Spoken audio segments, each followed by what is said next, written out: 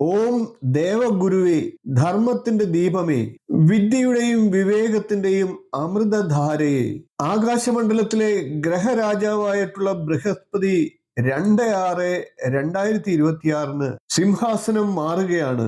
മിഥുനത്തിന്റെ വേഗത വിട്ട് കർക്കിടകത്തിന്റെ കുളിർമയിലേക്ക്, കരുണയും ജ്ഞാനവും കൈകോർത്ത് നടക്കുന്ന പാതയിലേക്ക്.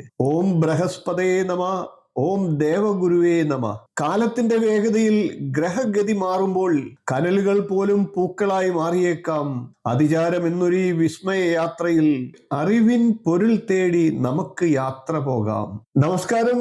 ഋഷിപ്രോക്തത്തിലെ ഇന്നത്തെ അറിവിന്റെ നിറകുടത്തിലേക്ക് ഏവർക്കും ഹൃദ്യമായ സ്വാഗതം.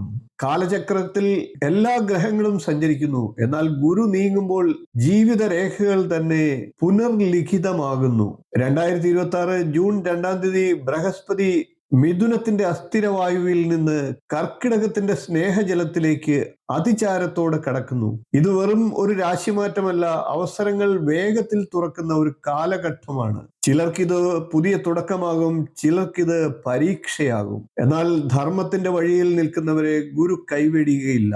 2026 വ്യാഴം രാശി മാറുന്നത് ജൂൺ 2 വെളുപ്പിന് 1:50 മിഥുനൻ രാശിയിൽ നിന്ന് കർക്കിടകൻ രാശിയിലേക്ക് മാറും.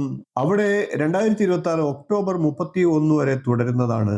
അതായത് 31/10/2026 വ്യാഴം ചിങ്ങം രാശിയിലേക്ക് കടക്കും. അവിടെ നിന്ന് തിരികെ വ്യാഴം 25/1/2027 കർക്കിടകൻ രാശിയിലേക്ക് എത്തും. വ്യാഴം അവിടെ 26/6/2027 വരെ തുടരും. മിഥുനം, കർക്കിടകം, ചിങ്ങം രാശികളിലായിട്ട് 3 രാശികളിലായിട്ട് വ്യാഴം ആടിക്കളിക്കുന്ന ഒരു അവസ്ഥയുണ്ട്. അതിനാണ് അതിചാരം എന്ന് പറയുന്നത്. കർക്കിടകത്തിൽ വ്യാഴം ഉച്ചസ്ഥിതിയിൽ എത്തുമ്പോൾ അത് ധാരാളം നല്ല ഫലങ്ങൾ നൽകുന്നതാണ്. വ്യാഴത്തിന്റെ ഈ രാശിമാറ്റം വിവിധ രാശിക്കാർക്ക് സാമ്പത്തികമായും തൊഴിൽപരമായും കുടുംബപരമായിട്ടും നേട്ടങ്ങളും ഗുണാനുഭവങ്ങളും നൽകുന്നതാണ്. നമുക്കിനി വ്യാഴത്തിന്റെ ഈ രാശിമാറ്റത്തെ കുറിച്ചുള്ള കൂടുതൽ വിവരങ്ങളിലേക്ക് കടക്കാം. കർക്കിടകമാകുന്ന ഉച്ചരാശിയിലേക്ക് വ്യാഴം സംക്രമിക്കുന്നു. ഇതൊരു ഉച്ചസ്ഥിതിയാണ്. അതായത് വ്യാഴം തന്റെ ഏറ്റവും ശക്തമായ സ്ഥാനത്ത് നിലയുറപ്പിക്കുന്നു. വ്യാഴത്തിന്റെ ചലനം സാധാരണയായി ഒരു രാശിയിൽ ഏകദേശം 1 വർഷക്കാലമാണ്.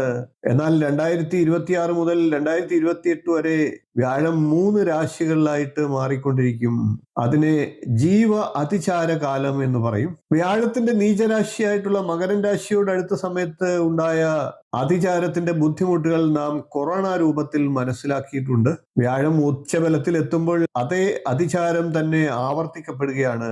എന്നാൽ ഇവിടെ ഉച്ചരാശിയിൽ നീചരാശിയിൽ ഉണ്ടായ അതിചാരത്തിന്റെ വിപരീത ഫലം ഉണ്ടാകുമെന്ന് തന്നെ നമുക്ക് പ്രതീക്ഷിക്കാം. അതായത് ഏവർക്കും നല്ല ഗുണാനുഭവങ്ങൾ ലഭിക്കും.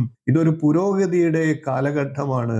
വ്യാഴം നമ്മുടെ സ്വന്തം രാശിയുടെ 2, 5, 7, 9, 11 എന്നീ രാശികളിൽ നിൽക്കുമ്പോൾ സർവ്വവിധ ഐശ്വര്യങ്ങളെയും നൽകുന്നതാണ്. അതായത് ശുഭദായകമാണ് എന്നർത്ഥം. എന്നാൽ 4, 10 എന്നീ ഭാവങ്ങളിൽ നിൽക്കുമ്പോൾ ഗുണദോഷ സമ്മിശ്ര ഫലങ്ങളാണ് നൽകുക. എന്നാൽ സ്വന്തം രാശിയുടെ 3, 6, 8, 12 എന്നീ രാശികളിൽ നിൽക്കുമ്പോൾ അവർക്ക് ഒരു ദൈവാധീനക്കുറവ് അനുഭവപ്പെടുന്നതാണ്. ശനി ഇപ്പോൾ അനുകൂലമല്ലാതെ നിൽക്കുന്നവർക്ക് പോലും വ്യാഴത്തിന്റെ ആനുകൂല്യം ലഭിക്കുമ്പോൾ അതിന്റെയൊക്കെ ദോഷം കുറയുന്നതാണ്. വ്യാഴത്തിന്റെ ഇത്തരത്തിലുള്ള രാശിമാറ്റവും ഓരോ രാശിക്കൂറുകാർക്കും അത് എന്തെല്ലാം നേട്ടങ്ങളെ നൽകും എന്നുള്ളതും നമുക്ക് വിശദമായിട്ട് പരിശോധിക്കേണ്ടിയിരിക്കുന്നു. അടുത്ത ദിവസങ്ങളിൽ തന്നെ പ്രത്യേകം 12 വീഡിയോകളിലായി അത്തരം വിശേഷങ്ങൾ നിങ്ങളിലേക്ക് എത്തിക്കുന്നുണ്ട്. വിദിതൻ തൂലിക ചലിപ്പിക്കും നേരത്ത് ശുഭമായി ഭവിക്കട്ടെ സർവ്വതും മർത്യരിൽ. ഗുരുവിൻ കടാക്ഷം കവചമായി നിൽക്കവേ ദുരിതങ്ങൾ മായുന്ന പുലരി ഉണ്ടാകാം.